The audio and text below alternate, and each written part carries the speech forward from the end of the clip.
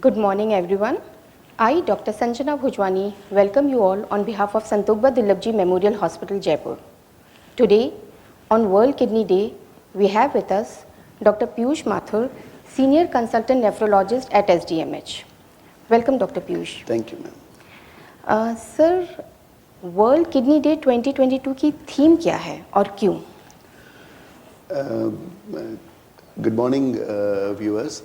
World kidney day जो है वो हर मार्च में सेकेंड थर्सडे को सेलिब्रेट किया जाता है और इस बार का 2022 का जो वर्ल्ड किडनी डे का जो थीम है वो है kidney health for all.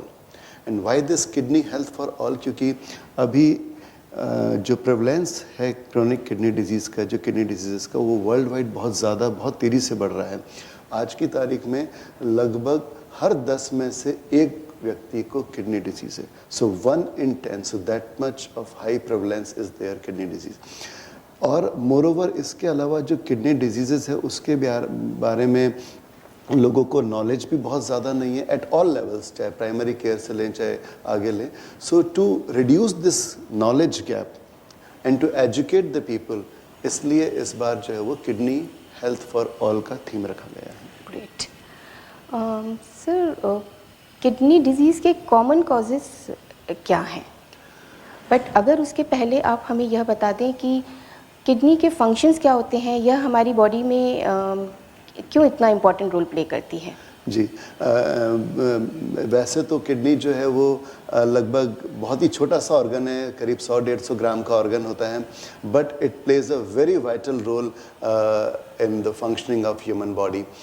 Most पर ज़्यादातर लोग ये जानते हैं किडनी का काम जो होता है वो ब्लड को प्योरीफाई करना होता है, बॉडी से वेस्ट प्रोडक्ट्स को बाहर निकालना होता है। Yes, of course this is the one of the most important function of the kidney, but इसके अलावा किडनी के और बहुत सारे इंपॉर्टेंट फंक्शंस हैं जो ज़्यादातर लोगों को मालूम नहीं हैं।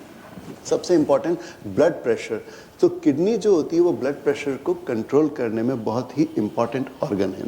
सो ऐसा माना जाता है कि ब्लड प्रेशर को हार्ट ही कंट्रोल करता है। No, it is the other way. Kidneys are one of the most important organ जो कि ब्लड प्रेशर को कंट्रोल करती हैं। इसके अलावा जो बॉडी में इलेक्ट्रोलाइट्स होते हैं, अपने sodium, potassium, acid base balance को कंट्रोल करना, उसको जो है रेगुलेट करना, वो किडनी का एक बहुत ही इंपॉर्टेंट फंक्शन होता है। जैसे कि आप देखते हैं जब ज़्यादातर लोग जिनको किडनी डिजीज़ होती है उनमें पोटेशियम की मात्रा बढ़ जाती है। क्यों? क्योंकि किडनी का काम है उस पोटेशियम को बाहर निकालना। उन लोगों के शरीर में स्वेलिंग आ जाती है। क्यों? क्योंकि किडनी जो है वो सोडियम को बाहर नहीं निकाल पाती, तो उसकी वजह से स्वेलिंग आ जाती है। तो ये बहुत ही इंपॉर्टेंट फंक्शन है। प्लस वाटर बैलेंस जो है, water, sodium, electrolytes, acid base, इन सबको रेगुलेट करना किडनी का एक इम्पॉर्टेंट फंक्शन है। इसके अलावा किडनी के एक और इम्पॉर्टेंट फंक्शन है, वो है हार्मोन्स को बनाना। हम देखते हैं कि किडनी डिजीज़ पेशेंट्स जो होंगे, जो व्यूअर्स देख रहे हैं, वो जानते होंगे कि उनको एक खून बनाने का इंजेक्शन हर बार लगाना पड़ता है। वो इसलिए क्योंकि किडनी में एक हार्मोन होता है एरिथ्रोपोएटिन, EPO जिसको हम कहते हैं, वो बहुत ही इम्पॉर्टेंट इंग्रेडिएंट होता है हीमोग्लोबिन यानी खून को बनाने में। जब किडनी ख़राब होती तो इस हार्मोन की डेफिशिएंसी हो जाती है और अल्टीमेटली लोग भले ही संतरे का जूस पीते रहें या अनार का जूस पीते रहें, बट उनका हीमोग्लोबिन नहीं बढ़ता है because of the deficiency of this hormone. साथ ही साथ किडनी जो है अपनी हड्डियों को मजबूत रखने के लिए भी एक हार्मोन बनाती है जिसको कैल्सीट्रायोल कहते हैं। ये भी हमारी बोन्स को और बॉडी में कैल्शियम, फास्फोरस को मेंटेन करने में मदद करता है। सो ना केवल वेस्ट प्रोडक्ट्स बल्कि acid base balance, blood pressure, hormonal, ये भी किडनीज के दूसरे और भी फंक्शंस हैं। Definitely a very important organ of our body. Sir, तो इसके कॉजेज़ क्या हैं इसके फेल होने के या किडनी को डैमेज होने के? जी मैडम, ये बहुत ही अच्छा क्वेश्चन है बिकॉज हम देखते हैं कि आज 10 में से एक जने को किडनी प्रॉब्लम है। तो the most common cause of kidney disease is diabetes. अगर मान लीजिए 100 लोगों को किडनी प्रॉब्लम है तो उनमें से लगभग 40 से 50% लोगों को की किडनीज डायबिटीज़ की वजह से ही ख़राब होती है। उसके अलावा हाई ब्लड प्रेशर दूसरा कारण है किडनी डिजीज़ के लिए। कुछ हेरिडिटी डिजीजेज होती हैं, कुछ सिस्टिक डिजीजेज होती हैं। स्टोन डिजीज़ एक बहुत ही इंपॉर्टेंट कारण है किडनीज के ख़राब होने का। प्लस कुछ रेयर डिजीजेज, किडनी दोनों तरफ की जो दो किडनीज जो होती है हमारी, वो श्रंक हो जाती है, छोटी हो जाती हैं। कई बार कॉज आइडेंटिफाइड नहीं होता, बट बाय एंड लार्ज अगर हम देखें तो 70 to 80% लोगों के अंदर किडनी ख़राब होने का कारण diabetes, blood pressure, stone diseases ही होती हैं। So, does it run in families? या of course kidney disease runs in families. This is very, बहुत सारे लोग नहीं जानते होंगे कि किडनी डिजीज जो है फैमिलीज में भी रन करती है।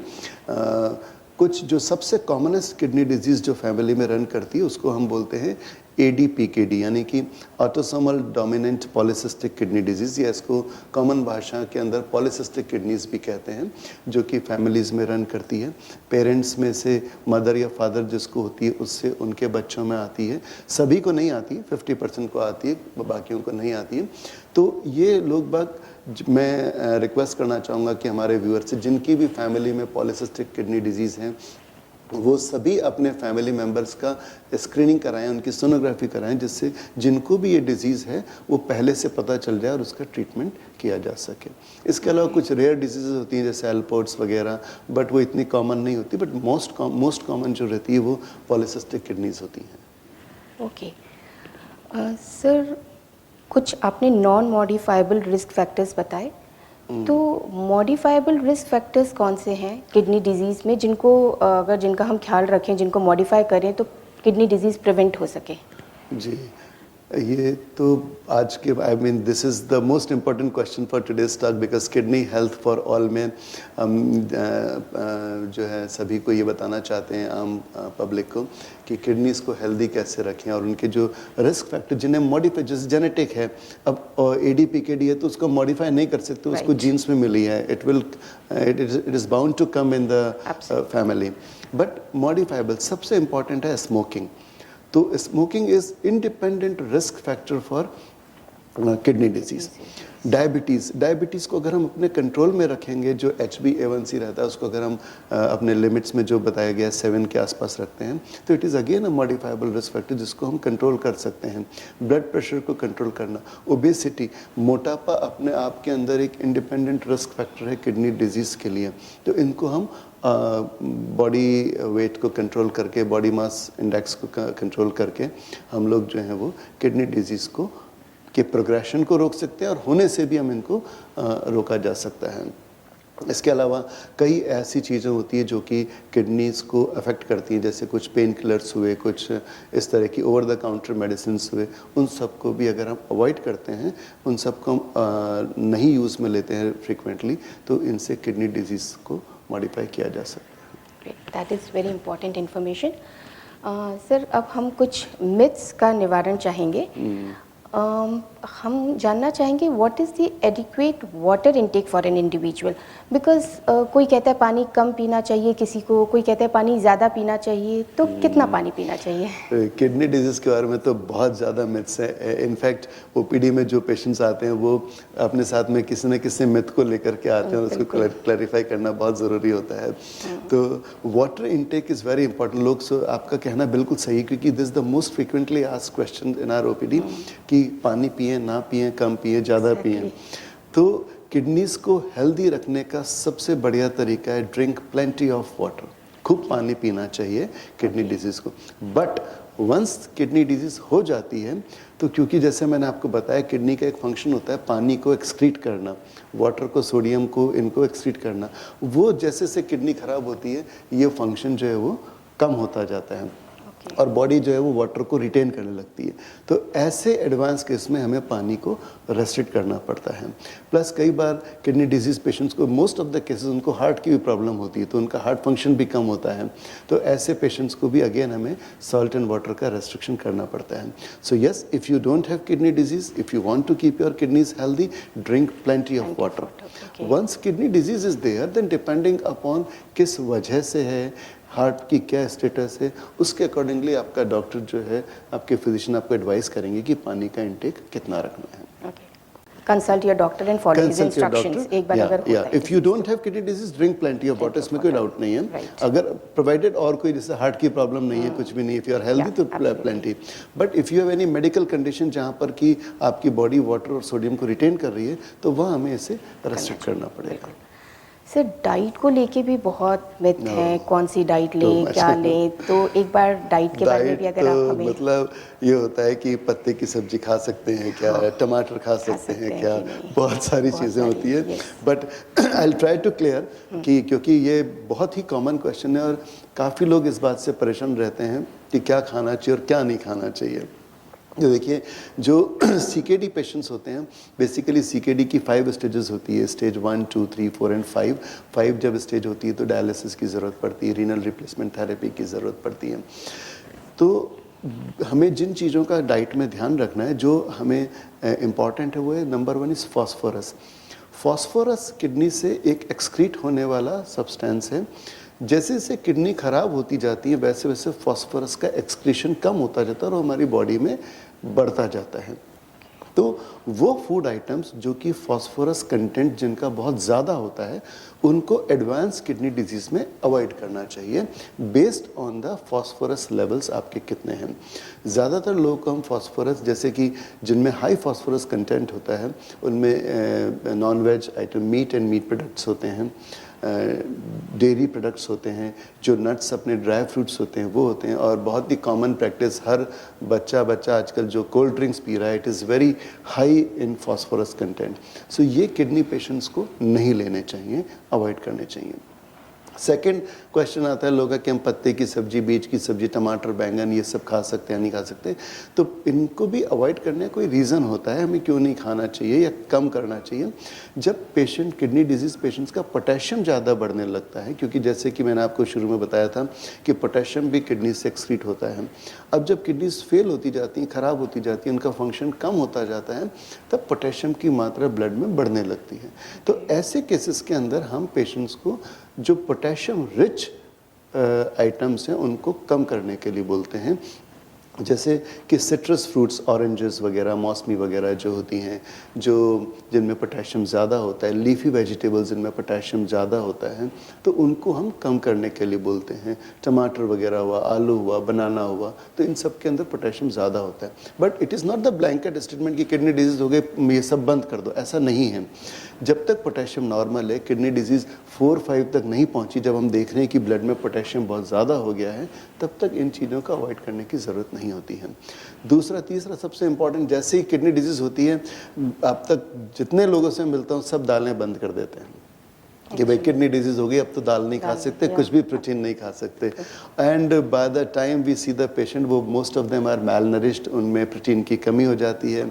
जबकि जो मैं अपने व्यूअर्स को बताना चाहता हूँ, प्लीज़ डोंट डू दिस. हमें जो है एक नॉर्मल प्रोटीन इंटेक हमारे लिए बहुत ज़रूरी है. नॉर्मल पेशेंट जिसको कि, नॉर्मल पर्सन जिसको कि किडनी डिजीज़ नहीं हो, उसको जितना उसका बॉडी वेट है, जैसे सपोज कोई 60 किलो का है तो उसको 60 ग्राम प्रोटीन रोज़ चाहिए. जब किडनी डिजीज़ होती है तो प्रोटीन की मात्रा कम करनी पड़ती है. मतलब हम 0.6 ग्राम पर केजी या 0.5 ग्राम पर केजी कर सकते हैं. मान लीजिए कोई 60 केजी है तो उसको रोज़ का 30 से 35 ग्राम प्रोटीन तो वैसे भी लेना है. अब 30 से 35 ग्राम प्रोटीन जो रहता है वो most of the vegetarian diets में बड़ी मुश्किल से मिलता है. जैसे हम दालों की बात करें तो कोई भी 100 ग्राम दाल अगर है तो उस 100 ग्राम दाल में भी मैक्सिमम प्रोटीन अगर हम खींच भी लें तो 20 ग्राम 25 ग्राम, इससे ज़्यादा कहाँ होता है किसी भी दाल में. तो एक घर में मुश्किल से 30 ग्राम दाल भी नहीं बनती, वो भी 4-5 लोग में डिवाइड होती है, तो हार्डली कहीं प्रोटीन जा रहा है. ये तो बेसिकली उन लोगों के लिए जिनकी प्रिंसिपल डाइट ही नॉन वेजिटेरियन है. जैसे वेस्टर्न कंट्रीज़ में, वहाँ की उनकी अगर हम डाइट देखें तो उनके ब्रेकफास्ट, लंच, डिनर जो भी करते हैं उसमें डेयरी प्रोडक्ट्स होते हैं, उसमें मीट होता है. सो इसलिए उनके पास में फॉस्फोरस कंटेंट और प्रोटीन कंटेंट बहुत ज़्यादा होता है, तो उनको रेस्ट्रिक्ट करने की ज़रूरत है.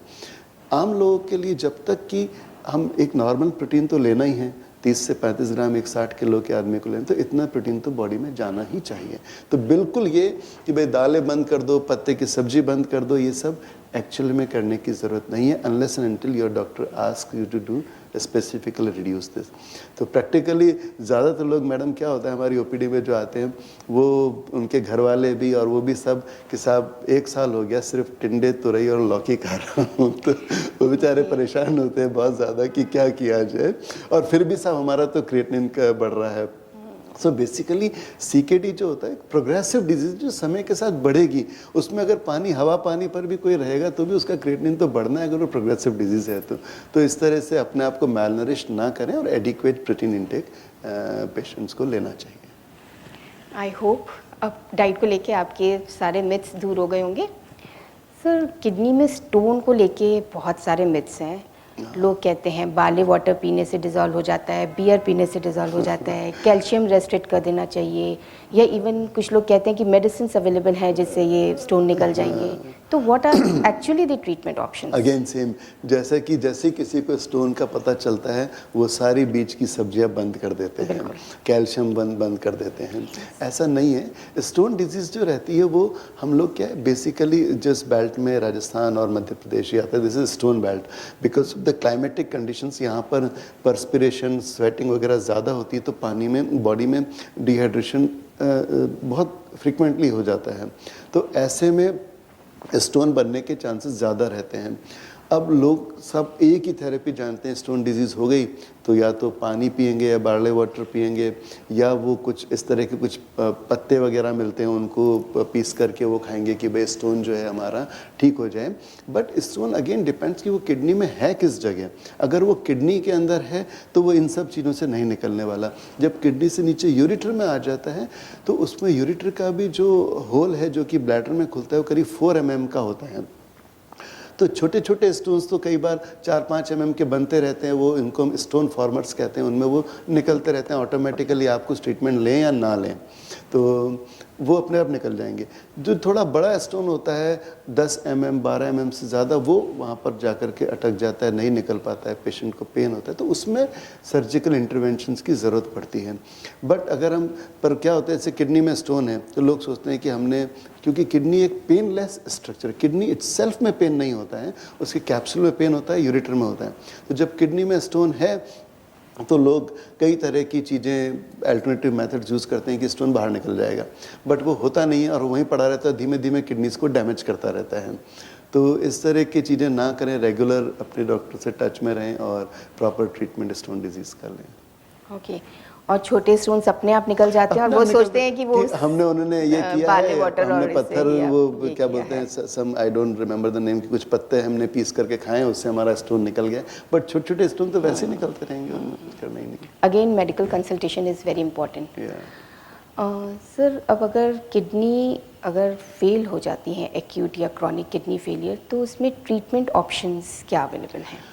जी, किडनीज़ में बेसिकली ना अगर हम देखें तो 2 तरह की हम किडनी डिजीज़ इनकाउंटर करते हैं मेनली। एक होती है एक्यूट किडनी इंजरी, मींस कि किडनीज़ कल तक बिल्कुल सही थी, किडनीज़ में ऐसा कुछ हुआ कि वो अचानक से ख़राब हो गई हैं, काम करना कम कर दिया है। तो इनका मेनली रीज़न होता है कि जैसे पानी की कमी हो जाना, बॉडी के अंदर से कहीं से ब्लड लॉस हो जाना, या अचानक से किडनी में कोई स्टोन आकर के फंस जाना, या कई बार कुछ इन्फेक्शंस होते हैं, सेप्सिस होता है, मलेरिया, डेंगू, इनसे कई बार किडनी एक्यूटली काम करना बंद कर देती हैं। मोस्ट ऑफ द टाइम इस तरह के केसेस में किडनी का जो फंक्शन होता है वो रिवर्सिबल होता है, यानी किडनीज ठीक हो सकती हैं। बट कई बार इस तरह के केसेस में डायलिसिस की भी ज़रूरत करनी पड़ती है जब तक कि किडनी का फंक्शन इम्प्रूव ना हो जाए।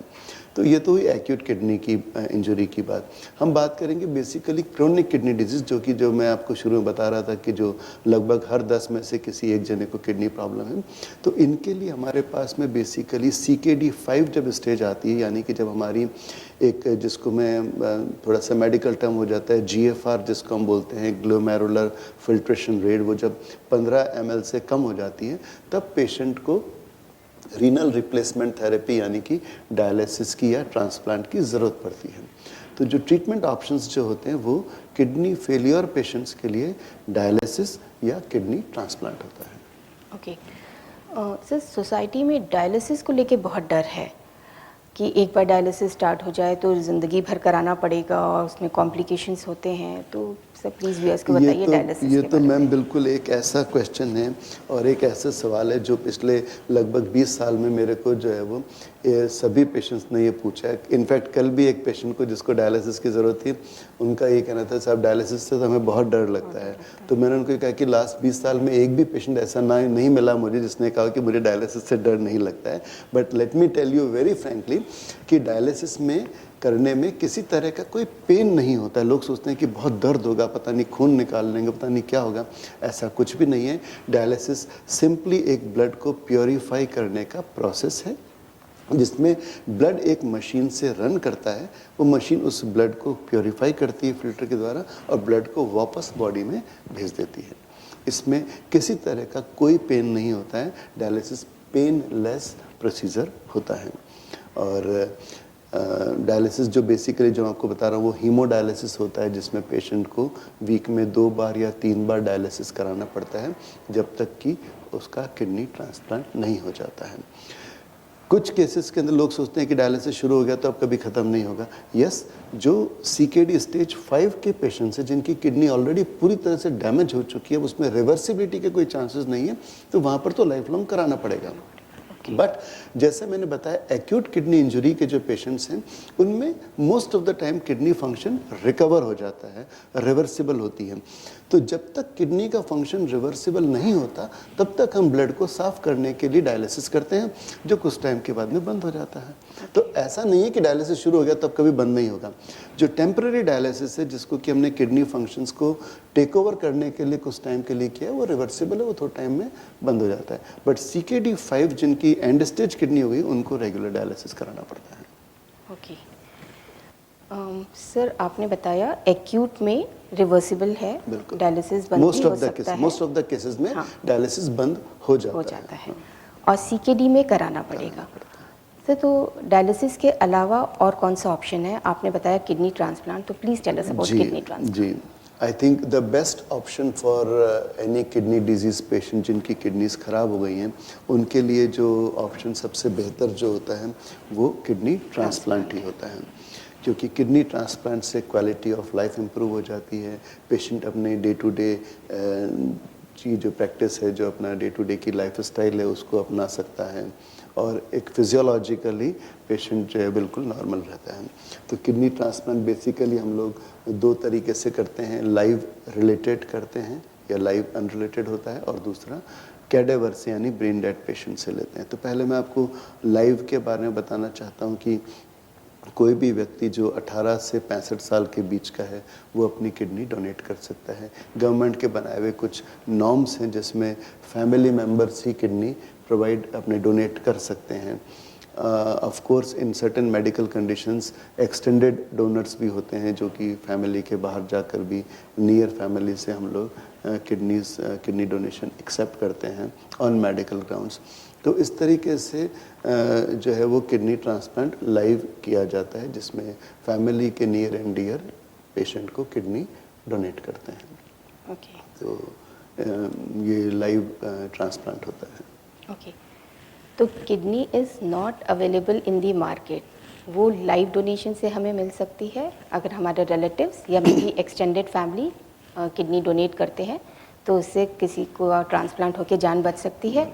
और सब ब्रेन डेड पेशेंट का भी आपने बताया कि ब्रेन डेड पेशेंट से कैडेवरिक डोनर से मिल सकती है, तो उसमें क्या ऑप्शन रहता है? मतलब उसके लिए रजिस्टर कैसे करेंगे और किस तरह से जिसकी किडनी फेल हो चुकी है उसको वो किस तरह से ब्रेन डेड पेशेंट की किडनी उसे मिल सकती है?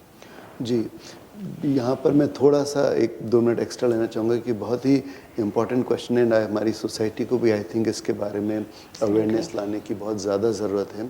तो लाइव में तो क्या होता है, आपने बिल्कुल सही कहा, पेशेंट आकर के पूछता है साहब किडनी मिल जाएगी क्या? तो किडनी ऐसी तो है नहीं कि हम दुकान पर जाएं और किडनी को ले आएँ।